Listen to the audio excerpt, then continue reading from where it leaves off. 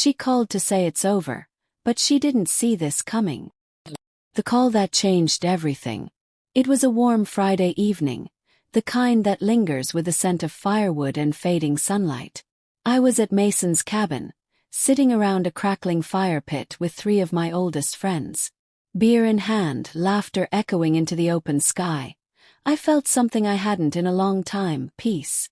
Then my phone buzzed. Caller ID. Samantha, wife. We had spoken earlier that morning. Everything had seemed normal, maybe a little distant, but that was becoming common lately. Hey babe, everything okay? Answered. Her voice was cold. Come. Almost smug. Don't babe me, Kyle, she said flatly. I'm calling to tell you I'm divorcing you. The papers are being filed Monday. Froze. My friends noticed my expression shift. The fire's warmth no longer enough to stop the chill crawling through me. She didn't stop. Oh, and in case you're wondering, yes, I sold the company. The buyer wired the money yesterday. I'm taking my share and starting over with Mason. Mason Harris. My former business partner. My supposed best friend. The man I brought into the company. The man I trusted like a brother. Then she laughed. Not a nervous chuckle. A full, rehearsed, theatrical laugh. You should have paid more attention, Kyle. While you were busy with numbers and growth strategies, I was right there, slipping away. I stared into the fire and sipped my beer. Then replied, calm as ever. Good for you. I ended the call. My friends looked stunned. What just happened? I stood up, brushing ashes from my jeans. I think it's time I went home. I pulled into the driveway of the house I built with my own hands. Each brick, beam, and tile a product of blood, sweat, and sacrifice. Samantha stood on the porch with a wine glass in hand. A smirk curled at the corner of her lips. Mason leaned casually beside her, smug in a way that made my fists twitch.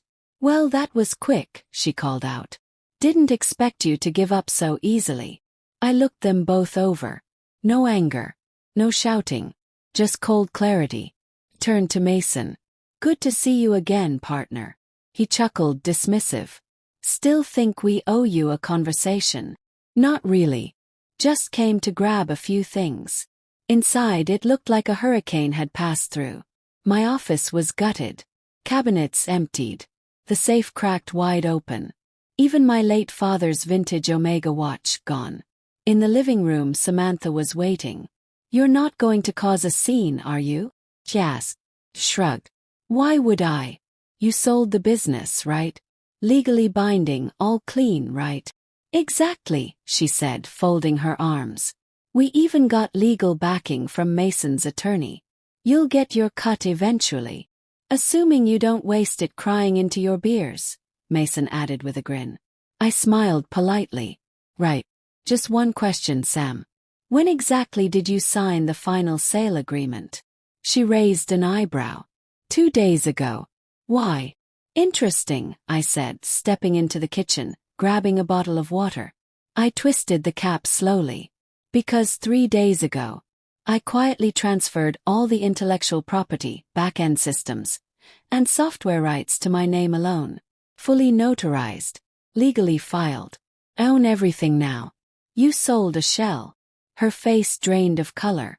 Mason stepped forward. That's not possible. I pulled a document from my coat and placed it on the counter. This, I said, is the legal transfer agreement. The buyer's due diligence might have been sloppy, but mine wasn't. Samantha lunged for the paper, her eyes scanning furiously. This isn't real. I never saw this. No, you were too busy playing house with Mason. The next morning, I arrived at Bradshaw Klein Capital, the investment firm Samantha had sold our company to. Mr. Ellis, the receptionist said. Mr. Bradshaw will see you now. The boardroom was glass-walled, sleek, minimalistic, like the man who sat at its head. Gregory Bradshaw, a venture capitalist known for his brutal precision in business. You're here about the acquisition, he said. I nodded and placed a leather folder on the table. I suggest you read this before your legal team finishes their audit. As he read, his frown deepened. Everything was there. IP ownership, licensing rights, back-end infrastructure, source code. Every element the firm believed it had bought was owned by me. So, Bradshaw said, flipping the last page, I bought a brand name with zero working systems.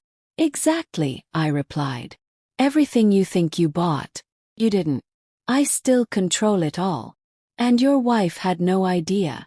She was never interested in the boring legal stuff, just the payouts. He leaned back. Let me guess. You're offering a solution. I'll license full rights to you. Triple the original purchase price. He chuckled. Triple. Call it the cost of arrogance. And betrayal. He stared at me, then nodded. You've got a deal. Back at my old house, Samantha and Mason were lounging on the deck, sipping mimosas. Her phone buzzed. Email from Gregory Bradshaw. Subject: Acquisition terminated. IP ownership invalid. Legal action pending. Then a second alert. IRS notification. All associated accounts frozen pending investigation. She dropped the phone. No, this can't be happening. Mason's voice cut through. What the hell did you do? She bolted for the car. I'm going to find him. She burst into my new workspace, banging on the glass walls like a storm. Kyle, open the damn door. I calmly signed the last clause of the new licensing contract, pressed a button, and the lock clicked open. She stormed in, eyes wild. What did you do? You ruined me. The IRS, Bradshaw, lawyers, they're all coming after me. I stood, walked toward her slowly.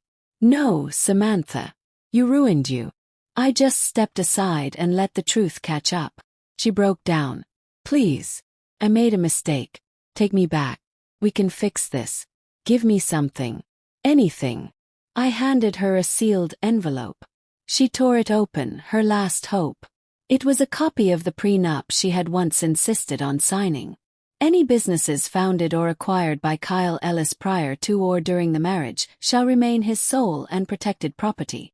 She looked up, pale. This wasn't in the version I saw. Because Mason made sure you didn't see the final draft. Filed it myself. Notarized. Ironclad. Then came a knock at the door. 2 federal agents. Samantha Ellis. You're being served. IRS audit and civil fraud investigation. She turned to me, trembling. You turned me in. No. Your name was on the fraudulent contract. Not mine. She tried to fight back. Hired a legal team, a crisis manager, a publicist. Nothing worked. Screenshots of her chats with Mason leaked. How she laughed about manipulating me. Bragged about flipping the company and me like old furniture. She became a meme. A business school cautionary tale. Mason cut and ran, blaming her for everything.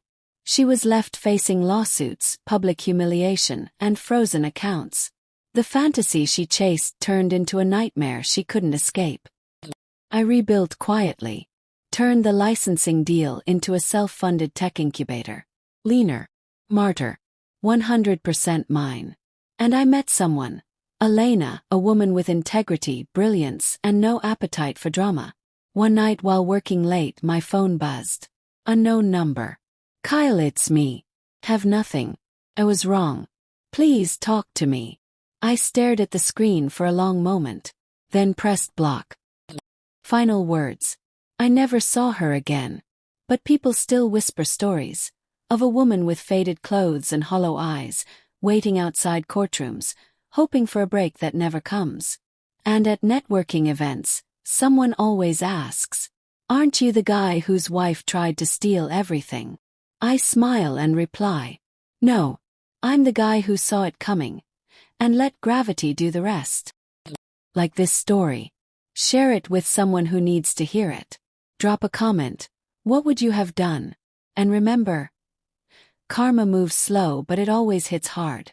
Subscribe for more tales of betrayal and brutal justice.